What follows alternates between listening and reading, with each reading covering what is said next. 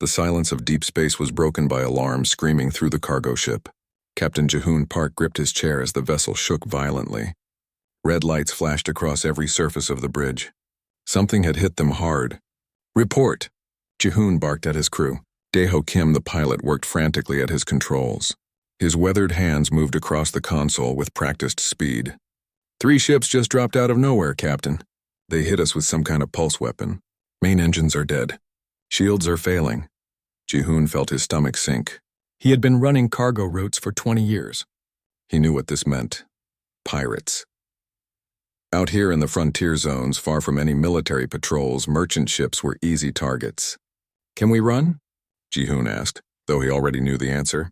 "Negative," Daeho said grimly. "We're dead in the water. Backup thrusters only. We'd need an hour to restart the main drives." An hour they did not have. Minji Choi looked up from her engineering station. The young woman's face was pale, but her voice stayed steady. "Captain, I'm reading 3 vessels closing fast. They match the profile of Velkrin raiders." Jihoon cursed under his breath. The Velkrin were one of the worst pirate clans in this sector. Insectoid creatures with no concept of mercy. They were known for taking everything and leaving nothing but corpses floating in space. "All crew, this is the captain." Jihoon spoke into the ship-wide comm. "We have hostile boarders incoming. Get to the armory and prepare to defend the ship. This is not a drill." The crew of the Seoyun's Dream numbered only 12. They were cargo haulers, not soldiers. Most had never fired a weapon outside of basic safety training. But Jihoon had made sure every person on his ship knew how to fight if they had to. In the frontier, you learned to protect yourself or you died. The cargo hold contained medical supplies bound for the colony on Arcturus 7. Vaccines, antibiotics, surgical equipment, things that could save thousands of lives. The colonists were counting on them. None of that would matter if they were all dead. Through the view screen, Jihoon watched the Velkrin ships approach. They looked like massive beetles made of dark metal and organic matter. Spikes jutted from their hulls. Weapon ports glowed with an eerie green light. The largest ship moved to their starboard side while the other 2 flanked them. "They're locking on with grappling claws," Daeho reported. The ship shuddered as metal claws punched through the hull and locked on tight. There would be no escape now. "All hands, they're boarding!" Jihoon shouted. He pulled a plasma pistol from the emergency locker under his chair. "Make them pay for every meter." The sounds of cutting torches echoed through the ship's corridors. The Velkrin were burning through the airlock doors. Jihoon positioned his crew at defensive choke points. If the pirates wanted his ship, they would have to fight for it. The first airlock exploded inward with a shower of sparks and molten metal. Velkrin warriors poured through the breach. They stood nearly 7 feet tall on 4 legs. Their bodies were covered in chitinous armor that reflected the emergency lights. Multiple arms held plasma rifles and blade weapons. Their heads featured compound eyes and clicking mandibles that made horrible sounds. Jihoon's crew opened fire. Plasma bolts lit up the corridor in flashes of blue and white. Several Velkrin went down, their armor cracking under the sustained fire, but more kept coming. There were too many. "Fall back," Jihoon ordered. "Section by section. Don't let them surround us." His crew retreated in good order, firing as they went. But the Velkrin were experienced raiders. They had done this hundreds of times before. They knew every trick that desperate prey might try. A Velkrin grenade bounced down the corridor. Jihoon barely had time to shout a warning before it exploded. The blast threw 2 of his crew members against the wall. They did not get back up. Jihoon felt rage and grief war inside his chest, but he pushed both emotions down. He needed to focus. The fighting continued through 3 more sections of the ship. Jihoon's crew was down to 8 now. They were running low on ammunition. The Velkrin just kept coming. Finally, they were pushed back to the bridge. It was the most defensible position left, but also a trap. Once the Velkrin sealed them in, there would be nowhere left to run. "This is Captain Jihoon Park of the merchant vessel Seoyun's Dream." He spoke into the emergency beacon. "We are under attack by Velkrin raiders. If anyone receives this message, please send help. Please." The transmission cut off as the Velkrin disabled their communications array. The bridge doors held for almost 10 minutes. The crew used every weapon they had left, but engineering plasma torches could cut through anything given enough time. When the doors finally fell, the Velkrin stormed in with overwhelming force. Jihoon managed to shoot the first 2 through the door. Daeho took down another with a perfect headshot. But then a Velkrin plasma bolt caught Daeho in the chest. The old pilot fell without a sound. No, Jehoon screamed. He had known Daeho for 15 years. They had survived 3 pirate attacks together. Now he was gone. The largest Velcrin pushed through the crowd of warriors. This one wore decorative bone ornaments and carried a staff weapon that crackled with energy. A leader. You fight well for prey animals, the Velcrin leader said in translated speech. But now you die. If you're going to kill us, get it over with, Jehoon spat. The Velcrin's mandibles clicked in what might have been laughter. Oh, we kill most of you. But not all. We need leverage. The warriors grabbed Jehoon and the remaining crew members. They were separated and forced to their knees. Jehoon struggled against the iron grip of the Velcrin holding him, but it was useless. The Velcrin leader walked among them slowly, examining each crew member like a farmer inspecting livestock. Finally, he stopped in front of Minji. This one, the leader said. Young, healthy. The human military will want this one back. No, Jehoon shouted. Take me instead. I'm the captain. I'm worth more. The Velcrin leader struck Jehoon across the face with the back of his clawed hand. Pain exploded through his skull. You are worth nothing, the leader said coldly. You die now to show we are serious. Jehoon watched in horror as the Velcrin raised their weapons. He looked at Minji one last time. The young engineer's eyes were wide with terror, but she was not crying. She was brave until the end. I'm sorry, Jehoon whispered. The plasma fire lit up the bridge. Jehoon felt nothing after the first bolt hit him. The world went dark and quiet. Minji screamed as she watched her captain and crewmates fall. The Velcrin dragged her away from the bodies. She fought and kicked, but they were too strong. They brought her to their flagship and threw her into a small cell. Through the walls, she could hear the Velcrin celebrating their victory. They were already composing their ransom message. Stupid humans, one of them clicked in their language. They always pay for hostages. They are too soft, too weak. This is why we hunt them. Minji sat in the darkness of her cell and cried for her dead friends. She cried for Captain Jehoon and Pilot Daeho and all the others. They had been good people just trying to deliver medicine to colonists who needed it. And now they were gone. The Velcrin were wrong about one thing, though. Minji had grown up on Earth. She had studied human history. She knew what her species was capable of when pushed too far. The Velcrin thought they had captured a helpless victim. They thought a hostage would protect them from retaliation. They were about to learn a very hard lesson about humanity. Commander Heejin Lee stood on the bridge of the destroyer Indomitable and watched the incoming transmission with cold eyes. The message had been broadcast on all emergency frequencies. The Velcrin wanted to make sure every human ship in the sector received it. On the screen, a young woman knelt in a metal cell. Her face was bruised and her uniform torn. Behind her stood a massive Velcrin warrior holding a plasma blade to her throat. The insectoid creature's mandibles clicked with satisfaction. I am Chittering Claw, war leader of the Velcrin swarm, the alien announced. We have taken this human as hostage. She lives only as long as you obey our commands. Heejin's jaw tightened. She had feared something like this. The Velcrin had been getting bolder lately. They had raided 3 merchant ships in the past month. This was the first time they had taken a hostage, though. The human warship Indomitable will power down all weapons immediately, Chittering Claw continued. You will submit to boarding. Your crew will surrender without resistance. If you refuse, the hostage dies slowly. You have 1 hour to comply. The transmission ended. The bridge fell silent. Every crew member looked to their commander for orders. Lieutenant Sunhobe was the first to speak. The young tactical officer's voice was tight with emotion. Commander, we have to save her. We can't just let them kill an innocent person. Heejin turned to face her crew. She had commanded the Indomitable for 3 years. She had fought pirates, smugglers, and hostile aliens. She had made hard decisions before. But this was different. Pull up the file on Velcrin hostage situations, Heejin ordered. All of them from the past 5 years. The ship's computer displayed the data on the main screen. The numbers told a grim story. The Velcrin had taken 47 hostages from various species over the years. 46 of those hostages had died. Most had been killed even after their people paid the ransom or met the Velcrin demands. They almost never let the hostages go, Heejin said quietly, even when we give them what they want. But we have to try. Sunho insisted. There's a chance we can save her. Doesn't she deserve that chance? Heejin looked at the frozen image of the young woman on the screen. She looked terrified but trying to stay brave. Heejin felt a familiar weight settle on her chest. This was why command was so hard. Every decision had consequences. Computer, display Earth Defense Force Protocol 7, Hyejin said. The screen changed to show a dense document marked with the highest security clearance. The title read, No Negotiation Doctrine, Implementation and Rationale. Sunho read the document and his face went pale.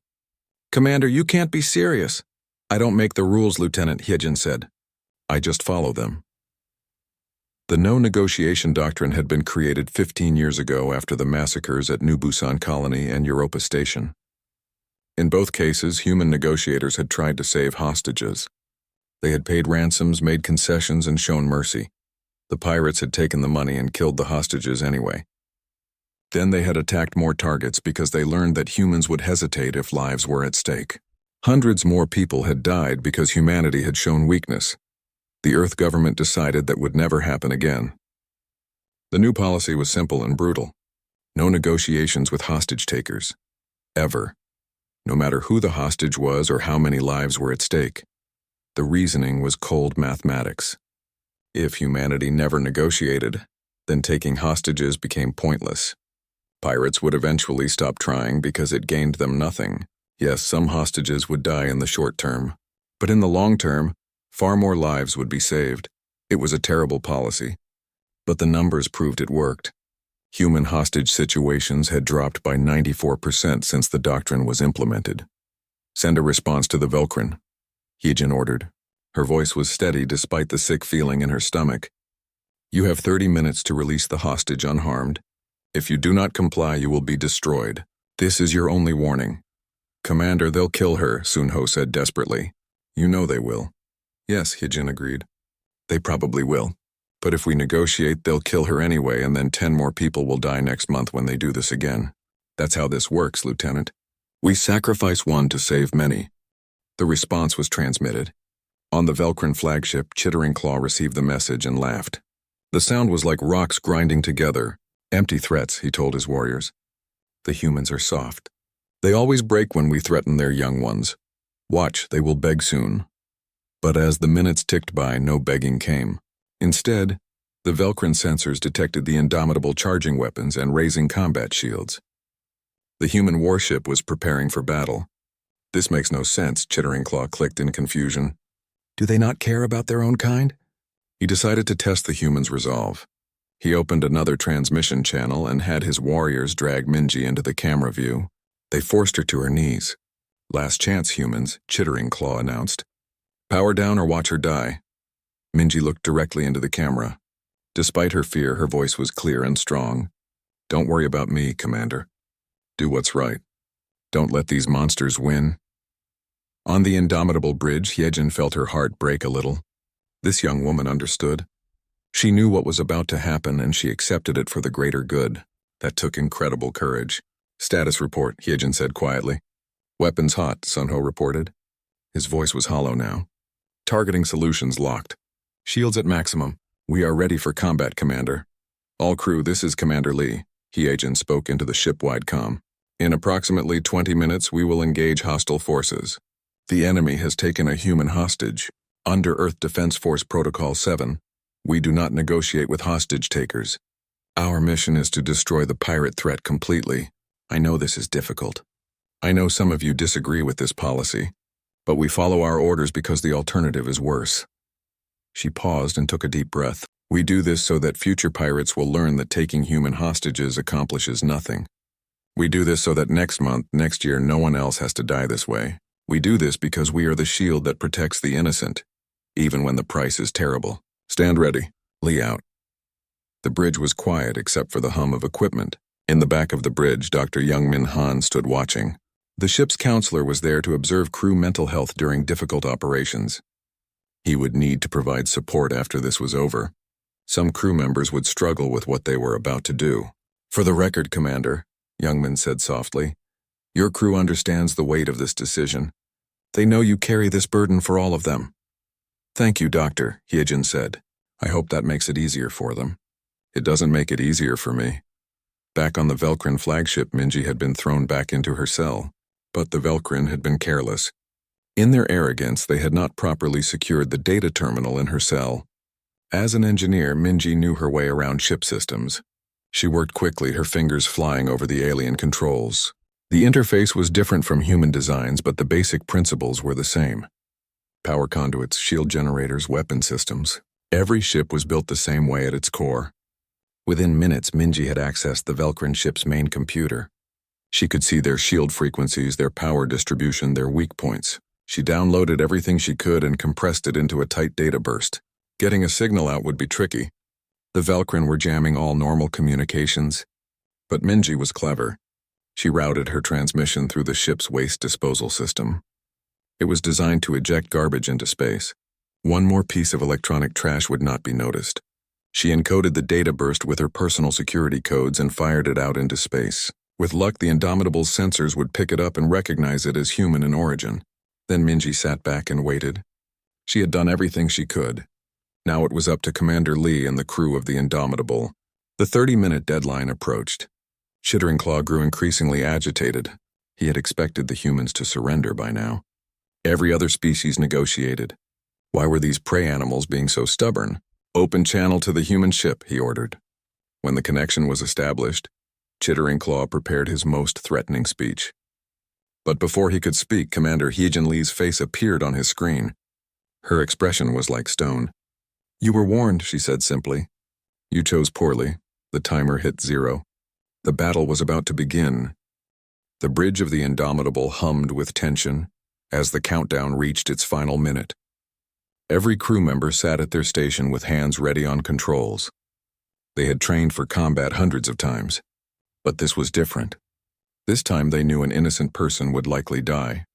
Commander Heejin Lee stood at the center of it all, perfectly still. Her face showed no emotion. Inside, she felt like she was being torn apart. Every instinct screamed at her to find another way. But she had seen the numbers. She knew what happened when humans showed weakness to predators. "Commander," Lieutenant Sunhobe said quietly, "there has to be another option. We could disable their engines, board them quickly, rescue the hostage before they can react." Heejin shook her head. "The Velkrin have anticipated that. Their hostage protocols are clear. The moment we fire, they execute. We would be trading her life for nothing." "Then what do we do?" Sunho asked. "We just accept that she dies?" "We accept that she was already dead the moment they took her," Heejin said. "The Velkrin statistics show they almost never release hostages alive. Whether we fight or surrender, her fate is sealed. The only choice we have is whether her death means something." Dr. Youngman Han stepped forward. The ship's counselor had been observing quietly, but now he needed to speak. "Commander Lee is following established doctrine. This decision has been reviewed and approved at the highest levels of Earth Defense Command. The moral weight of this action does not rest on her shoulders alone. It rests on all of humanity." "That doesn't make it easier," Sunho muttered. "It's not supposed to be easy," Heejin replied. "If it were easy, it would mean we had lost our humanity entirely. We feel the weight of this precisely because we still value every life. But we also understand that some choices save more lives in the long run, even if they feel monstrous in the moment." On the Velkrin flagship, Minji had finished transmitting her data burst. Now she sat in her cell and tried to prepare herself for what was coming. She was an engineer, not a soldier. She had never expected to die on some pirate ship far from home. She thought about her family back on Earth. Her mother, who had always worried about her going to space. Her younger brother, who wanted to be an engineer just like her. Would they understand why this happened? Would they blame the commander who refused to negotiate? Minji hoped they would understand. She had studied enough history to know why the no-negotiation doctrine existed. She had read about the massacres that came before it. The pirates who learned to use human compassion as a weapon. The spiral of violence that only ended when humanity learned to be ruthless. It was a terrible calculus. But it was necessary. Through the walls, she could hear Chittering Claw shouting orders in the Velkrin language. He sounded angry and confused. He had expected the humans to break. Every other species negotiated. The Velkrin had built their entire raiding strategy around it. But humans were different. Humans had learned the hard way that mercy could be a fatal weakness. The cell door suddenly opened. Two Velcrin warriors grabbed Minji and dragged her down the corridor. She did not resist. There was no point. They brought her to what looked like a command center. Chittering Claw stood there surrounded by viewing screens and communication equipment. "You will speak to your commander," Chittering Claw ordered. "You will beg for your life. You will convince her to surrender." Minji looked at the Velcrin leader with cold eyes. "You don't understand humans at all, do you?" "I understand that humans are weak," Chittering Claw clicked.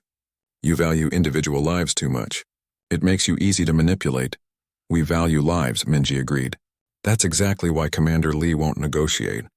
Because giving in to you would cost more lives later. She's thinking about all the future hostages, all the people who won't be taken if she makes the hard choice now." Chittering Claw's mandibles clicked in agitation. "Then you die for nothing." "I die so others don't have to," Minji said. "There's nothing more human than that." The Velcrin opened a channel to the Indomitable. Chittering Claw shoved Minji in front of the camera. On the human ship, her face appeared on every screen. "This is your final chance," Chittering Claw announced. "Power down your weapons or I execute the hostage right now." Commander Heejin Lee's face appeared on the Velcrin screens. She looked directly at Minji and for just a moment her mask slipped. Heejin's eyes showed deep sorrow and regret, but her voice remained steady. "Engineering Officer Minji Choi," Heejin said formally. "You have served with honor. Earth will remember your sacrifice." Minji straightened her shoulders and managed a small smile. "Just make sure it counts, Commander. Don't let these bastards win." Chittering Claw roared in fury. He raised his plasma blade high. But before he could strike, an alert blared through the Velcrin ship. The sensor operator called out in panic. "War Leader, the human ship has acquired multiple target locks. They are preparing to fire." "Impossible," Chittering Claw shouted. "They would not dare." But even as he spoke, he saw the truth on the sensors. The human destroyer had not powered down. It had not surrendered. Instead, it had spent the entire negotiation time analyzing the Velcrin ships and finding every weak point. The Indomitable had received Minji's data burst. Now they knew exactly where to hit the Velcrin shields to do maximum damage. "War Leader, they are firing!" the sensor operator screamed. On the Indomitable bridge, Lieutenant Sunho Bei had his hands on the weapons controls. He had plotted every shot himself using Minji's intelligence. He knew this would haunt him forever, but he also knew it was necessary. "Firing railguns," Sunho said in a dead voice. "God forgive us." The railgun slugs tore through space at a fraction of light speed.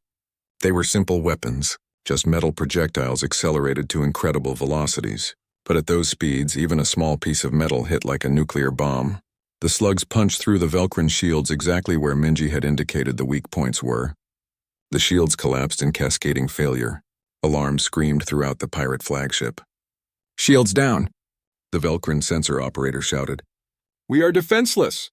Chittering Claw stood frozen in shock. This was not how raids were supposed to go. The prey were supposed to submit. They were supposed to value their herd members too much to fight. What kind of species was willing to sacrifice their own? He looked at Minji, who stood calmly despite the chaos around her. She met his eyes without fear. "I tried to warn you," Minji said. "Humans don't negotiate with predators anymore. We learned that lesson in blood." The Indomitable's second volley struck the Velcrin engines. The massive drives exploded in balls of plasma. The flagship began to tumble out of control. Emergency systems struggled to maintain life support. "Return fire," Chittering Claw ordered desperately. "Destroy them." But the Velcrin weapons had been positioned facing the wrong direction. They had expected to board the human ship, not fight it. By the time the gunners retargeted, the Indomitable had fired again. The weapons arrays exploded under precise railgun fire. The battle was already over. It had lasted less than 3 minutes. "All power systems failing," the Velcrin engineer reported. "Life support at 30%. We are dead in space, War Leader." Chittering Claw looked around at his crippled ship. His raiding party had attacked hundreds of vessels over the years. They had taken countless hostages and ransoms. They had become rich and feared across multiple systems. All of that was ending because he had miscalculated. He had assumed humans were like every other species, weak, compassionate, easy to manipulate through their emotions. He had been catastrophically wrong. "Prepare for boarding actions," Chittering Claw said with resignation. "The humans will come for their hostage now." But Minji shook her head. "No, they won't risk their people trying to rescue me. Commander Lee is thorough. She won't take chances. As if confirming her words, Commander Hyejin's voice came over the communication channel one more time. Velcrin vessel, you have one opportunity to survive this encounter. Release your hostage in an escape pod immediately. If you comply, we will retrieve her and allow your crew to abandon ship. If you refuse, we will board and there will be no survivors. You have 60 seconds to decide. It was not really a choice at all. It was simply mathematics dressed up as mercy. Chittering Claw stared at the communication panel where Commander Hyejin's ultimatum still echoed. Around him, his flagship was dying. Sparks rained from damaged circuits. The air already smelled of burning insulation and leaking coolant. His warriors looked to him for orders, their compound eyes reflecting confusion and fear. The Velcrin had always been the hunters. They had raided weaker species for generations. They knew how to use fear and hostages to get what they wanted, but now they were the prey and they did not know how to handle it. War leader, what do we do? One of his warriors asked. Chittering Claw's mandibles clicked in frustration. Every instinct told him to fight, to kill the hostage and go down in battle, but he was also a survivor. He had lived this long by knowing when to retreat. Put the human in an escape pod, he said finally. Launch her toward their ship. The warriors hesitated. Releasing the hostage felt like defeat, like admitting the humans had won. Now, Chittering Claw roared, or we all die here. They grabbed Minji and dragged her toward the escape pod bay. She did not resist. Her heart was pounding, but she kept her face calm. She had studied enough tactical manuals to know that rescue situations were the most dangerous. More hostages died during rescue attempts than at any other time, but if the Velcrin just let her go, she might actually survive this. The escape pod was a simple metal sphere with basic life support and a beacon. They shoved Minji inside roughly and sealed the hatch. A moment later, she felt the acceleration as the pod launched away from the dying flagship. Through the small viewport, Minji could see the Velcrin ship growing smaller. It was tumbling slowly, venting atmosphere from multiple hull breaches. The other two Velcrin raiders were trying to retreat, but the Indomitable was already pursuing them with deadly efficiency. The human destroyer was a thing of terrible beauty. Its weapons fired with mechanical precision. Every shot hit exactly where it was aimed. The railguns punched through armor and shields like they were paper. The Velcrin ships exploded one after another in bursts of light and debris. Minji had studied warship design in engineering school. She knew the Indomitable was not even using its most powerful weapons. It was taking the Velcrin apart with basic kinetic rounds. It was a statement. A message that did not need translation. Humanity did not need advanced weapons to destroy pirates. They just needed the will to do it. The escape pod's beacon activated automatically. Within seconds, Minji saw a small shuttle separate from the Indomitable and burn toward her position. The rescue was fast and professional. The shuttle matched velocity with her pod, grabbed it with magnetic clamps and brought her inside. Two Marines in combat armor secured her quickly, checking for weapons or explosives. They were taking no chances. Once they confirmed she was clean, they guided her to a seat and strapped her in. "Welcome back, ma'am," one of the Marines said. His voice was gruff but kind. "Let's get you home." The shuttle returned to the Indomitable while behind them the battle continued. Minji watched through the viewports as the last Velcrin raider tried to jump to faster-than-light speed. But the Indomitable had already disabled its jump drive with a perfectly placed shot. The pirate ship was trapped, target attempting to surrender. She heard over the shuttle's radio, requesting instructions. Commander Hyejin's response was immediate and cold. "No prisoners. Finish them." The final railgun volley struck the Velcrin ship's reactor. The explosion lit up space like a small sun. When the light faded, there was nothing left but expanding debris and radiation. Minji felt a chill run down her spine. The Indomitable had destroyed 3 ships and killed hundreds of Velcrin in less than 10 minutes. And they had done it while being careful not to hit her escape pod. The precision was terrifying. When the shuttle docked with the destroyer, Minji was met by medical personnel who checked her over quickly. She had bruises and cuts, but nothing serious. The Velcrin had not had time to torture her properly. They had been too busy trying to figure out why their hostage strategy was not working. "The commander wants to see you on the bridge," a medical officer told her. "Are you up for walking?" "Yes," Minji said. "I need to see her." The walk to the bridge felt long. Crew members she passed looked at her with expressions she could not quite read. Respect, maybe, or pity or guilt, probably all three. When she entered the bridge, Commander Hyejin Lee turned from the main view screen. For a moment, the two women just looked at each other. Then Hyejin crossed the distance between them and did something that surprised everyone. She hugged Minji tightly. "I'm sorry," Hyejin whispered. "I'm so sorry you had to go through that." Minji hugged her back. She could feel the commander shaking slightly. This had cost her too. The weight of ordering an attack while a hostage was aboard had nearly broken her, but she had done it anyway because it was necessary.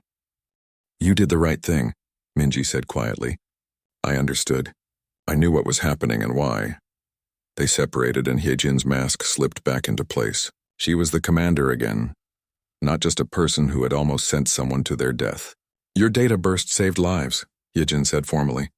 "Because of your intelligence, we were able to disable the Velcrin ships quickly and minimize their chance to harm you.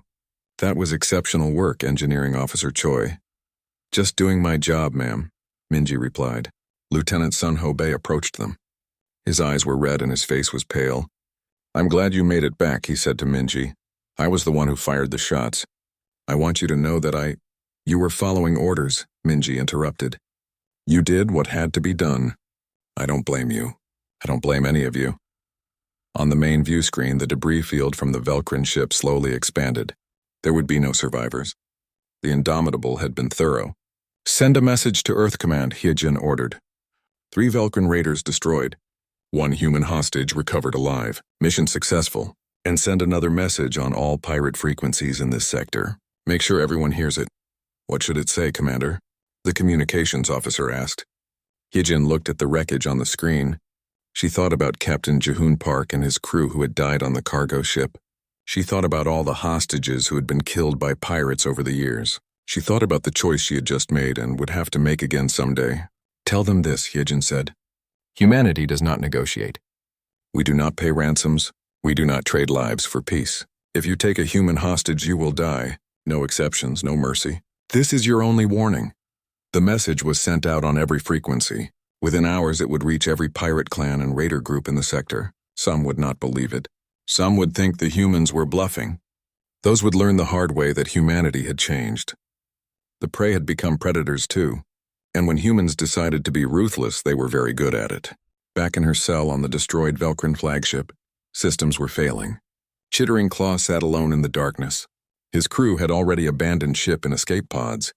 He could have gone with them. But he knew there was no point. The human destroyer would hunt down every escape pod. There would be no survivors to tell the tale of their defeat. The humans would make sure of that. Chittering Claw thought about all the raids he had led, all the hostages he had taken, all the times he had used mercy and compassion as weapons against his victims. It had always worked before. Every species eventually gave in to save their own. But humans were different. They had learned to ignore their emotions when necessary. They had learned to make the terrible calculations that survival sometimes required. "Your kind are monsters," Chittering Claw said to the empty room, knowing no one could hear him. The air was running out now. The cold of space was seeping in. His words came out as weak clicks. But he was wrong. Humans were not monsters. Monsters did not feel guilt or regret. Monsters did not struggle with their choices. Monsters did not hug their rescued hostages and shake with relief. Humans were just a species that had learned a terrible lesson about survival. They had learned that sometimes you had to do monstrous things to prevent worse things from happening. They had learned that mercy could be a weapon used against them. Most importantly, they had learned that predators only understood one language, the language of strength and consequence. The Velcrin had taught humanity to be ruthless. Now they were paying the price for that lesson. Chittering Claw's last thought before the cold took him was simple. They had made a terrible mistake. 3 days after the battle, Admiral Kyung Shin arrived at the Indomitable aboard a fast courier ship. He was a stern man in his 60s with gray hair and a face that showed every hard decision he had ever made. As fleet commander for this entire sector, he needed to review what had happened and determine if Commander Hyejin Lee had followed proper protocols. The Admiral met with Hyejin in her ready room while the crew waited nervously. Everyone knew that commanders who invoked the no-negotiation doctrine faced intense scrutiny afterward. Even though it was official policy, the public did not always understand. Families of hostages sometimes blamed the commanders who refused to negotiate. "Walk me through your decision process," Admiral Kyung said, reviewing the mission logs on his tablet. Hyejin explained everything. The initial distress call from the cargo ship. The Velcrin hostage demand. The statistical analysis showing that negotiation would likely fail. The data burst from Minji that allowed surgical strikes. The final ultimatum in battle. Admiral Kyung listened without interrupting. When she finished, he was quiet for a long moment. You followed the doctrine exactly as written, he said finally. You gave them opportunity to release the hostage. You minimized unnecessary casualties while neutralizing the threat completely. This will go into the records as a textbook example of how to handle hostage situations. Hyejin felt relief wash over her, but it was mixed with something darker. Thank you, sir. But it doesn't feel like a victory. It's not supposed to, the Admiral replied. The day this feels easy is the day you need to turn in your commission. The weight of these decisions is what keeps us human. It's what separates us from the pirates we fight. He stood and offered his hand. Well done, Commander. You saved lives today, even if it doesn't feel that way. Future hostages will live because you made the hard choice. After the Admiral left, Hyejin went to the medical bay where Minji was staying for observation. The young engineer was physically fine, but the doctors wanted to monitor her for psychological trauma. Losing your entire crew and being taken hostage was not something you just walked away from. Minji was sitting up in bed working on a tablet when Hyejin entered. She looked up and managed a small smile. Commander, I heard the Admiral approved your actions. He did, Hyejin said, taking a seat. How are you holding up? Minji set down the tablet. I keep thinking about Captain Jihoon and the others. They died trying to protect the ship, and I survived by being captured. It doesn't seem fair. Survivor's guilt is normal, Hyejin said gently. But you survived for a reason. You kept your head and gathered intelligence that helped us end the threat quickly. Your captain would be proud of you. I hope so, Minji said softly. I keep wondering if there was something more I could have done. Some way I could have saved them. There wasn't, Hyejin said firmly. The Velcrin would have killed them regardless. You know that. You've seen their statistics. They sat in comfortable silence for a moment. Then Minji spoke again. What happens now? To me, I mean. Do I get discharged? Sent home? That's up to you, Hyejin said. You've been through trauma. No one would blame you for wanting to leave service. But you're also a talented engineer and we need people like you out here. Minji considered this. She thought about running home to Earth where it was safe. But she also thought about Captain Jihoon and how he had spent 20 years running cargo to frontier colonies. Good people doing necessary work in dangerous places. I want to stay, Minji said. I want to volunteer for frontier patrol. The colonies still need supplies and protection. Someone has to do it. Hyejin nodded with approval. You're braver than you know. We'll get you reassigned once medical clears you. While this was happening aboard the Indomitable, the message about the Velcrin battle was spreading across the galaxy. Every pirate clan and raider group heard about what happened. The humans had destroyed 3 ships and killed everyone aboard, rather than negotiate for a single hostage. Some pirate groups laughed it off as a one-time thing. Humans were still soft, they said. Next time would be different. But others looked at the cold mathematics and realized something important. The humans had changed the equation. Taking human hostages no longer provided any tactical advantage. It just made the humans angry, and they had proven they could be very efficient when angry. Over the following months, human hostage incidents dropped to nearly 0. Pirates learned to avoid human ships entirely. Some groups even released human captives they had been holding from previous raids, not wanting to give Earth any excuse to hunt them. The lesson spread. Humanity had traded individual mercy for collective safety. They had decided that some lives lost now would save many more lives later. It was brutal calculus, but the numbers proved it worked. 6 months after the incident, there was a formal inquiry at the Galactic Council. The Council was a loose organization that tried to maintain some rules of conduct between spacefaring species. Several member species had filed complaints about human tactics. Wujin Nam, the human delegate, stood before the Council to defend Earth's policies. He was a career diplomat in his 50s who had spent decades explaining human behavior to aliens who often did not understand it. The honored council accuses humanity of barbarism, Wujin began. You say we are cruel for refusing to negotiate. You point to the Velcrin incident as evidence of our inhumanity, but let me present different evidence. He displayed statistics on the main screen. charts and graphs showing hostage incidents over the past 15 years. Before the no negotiation doctrine, humans lost an average of 83 people per year to hostage situations. We negotiated. We paid ransoms. We made concessions. And our people died anyway because pirates learned we would hesitate if lives were threatened. The graphs shifted to show the dramatic drop after the policy change. After implementing the doctrine, human hostage incidents dropped 94%. Last year, only 5 humans were taken hostage across the entire galaxy. All 5 were released immediately when the hostage takers realized we would not negotiate. Compare that to 83 deaths per year. The math is simple. A delegate from the Plarian Federation stood up. They were a peaceful species known for their philosophical approach to conflict. But what of the moral cost? You sacrifice individuals to protect the collective. Is this not the definition of evil? Wujin met the Plarian's gaze steadily. You call us cruel. We call it mathematics. Every hostage we negotiate for costs 10 more lives in the future. We chose to end that cycle. Yes, some people died in the short term, but hundreds more lived because we made that choice. Another delegate, this one from a reptilian species called the Korthi, spoke up. But surely there are exceptions. What if the hostage is a child, or a leader, or someone with unique value? No exceptions, Wujin said firmly. The moment we show that some hostages are worth more than others, we create a target list for every pirate in the galaxy. The doctrine is absolute because anything less would be a weakness to exploit. The debate continued for hours. Some species supported Earth's position. Others condemned it as barbaric. In the end, no formal action was taken. The Galactic Council had no actual authority to enforce anything. They could only judge and criticize. Wujin's final statement before leaving the council chambers became famous across human space. You call us cruel, he said to the assembled delegates. You say we have lost our humanity by refusing to negotiate. But I ask you this, which is more human? To save one person today and doom 10 more tomorrow? Or to make the terrible choice that protects the many at the cost of the few? He paused and looked around the chamber. Humanity learned long ago that the universe is not kind. We learned that mercy can be a weapon used against us. We learned that predators only understand strength.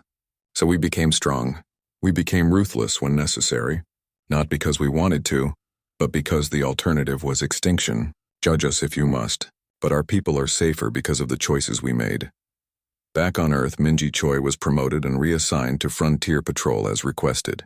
She spent the next year running supply routes to colony worlds, always aware that she was doing the same work Captain Ji-hoon had done. She carried the weight of being the hostage that no one negotiated for, the one who survived because humanity was willing to sacrifice her. It was a strange burden. Some people thanked her for her service. Others avoided her, uncomfortable with what she represented. One day, Minji was asked to record a message for Earth Defense Force training materials. They wanted a first-hand account from someone who had experienced the no negotiation doctrine. She sat in front of a camera and thought carefully about what to say. My name is Minji Choi, she began. I am the engineering officer who was taken hostage by Velcrin raiders.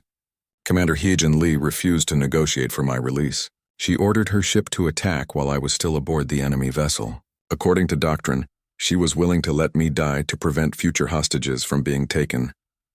She paused and chose her next words carefully. I want everyone who watches this to understand something. Commander Lee did the right thing. It was the hardest decision she ever made. But it was right. I'm alive today not because of negotiation or mercy, but because the Velcrin realized too late that humans don't bargain anymore. They thought I was leverage. Instead, I became proof that taking human hostages accomplishes nothing. Minji looked directly into the camera. To anyone who might be taken hostage in the future, know that your sacrifice will not be in vain.